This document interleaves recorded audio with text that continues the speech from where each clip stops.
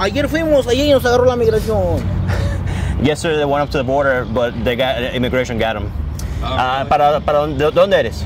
De Chiapas.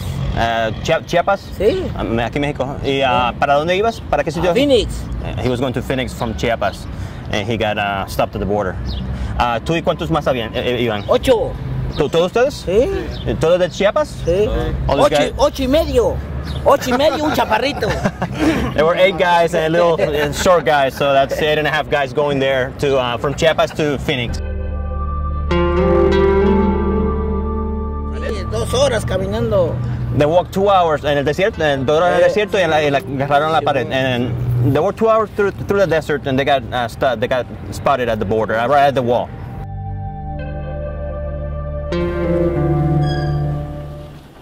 No, porque no tenemos paga.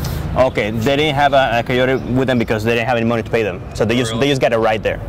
Is that the first time they've ever done it? ¿Es la primera vez que ustedes trataron de cruzar? Sí. ¿Primera vez? Sí. Yeah, it's the first time they tried to cross. ¿Van a tratar otra vez? Sí, mañana. The infrastructure has to be in place south of the border to be able to facilitate the traffic that's going to be headed north of the border. What they're doing is preparing for the trip north. And what's going to happen at that point in time is they're going to get with a smuggler, and they're going to be headed north into the U.S. illegally. The clientele are those who are getting prepared for crossing illegally into the United States.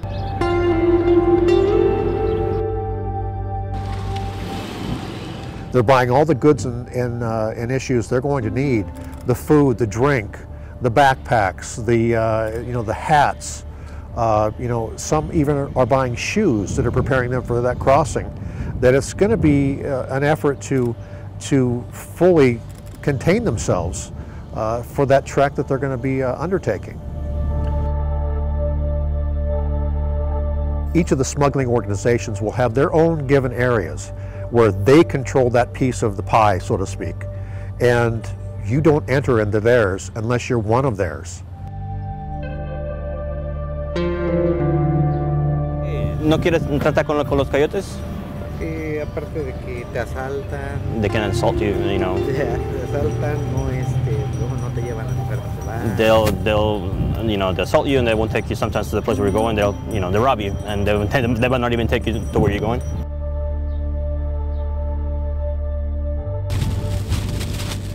Once an individual can't keep up with the rest of the group, they're simply left behind, many times to their slow, painful death, because the smuggler is not concerned with whether or not that individual makes it to the other end.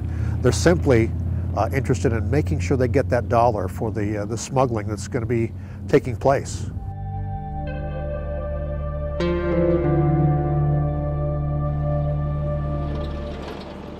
You know, I've heard it said so many times over the years that it's a life form that's only beneath a snake. That you can't trust these individuals for anything. They're only concerned and motivated by the dollar. And that's what they do, and that's what they don't do by, is the money they're going to get.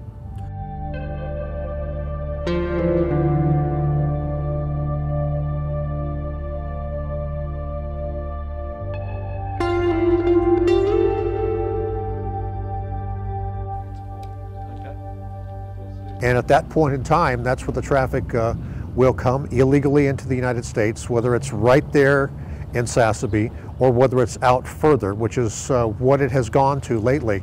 The further they can get away from that congregated area is where they're going to make their crossing into the United States.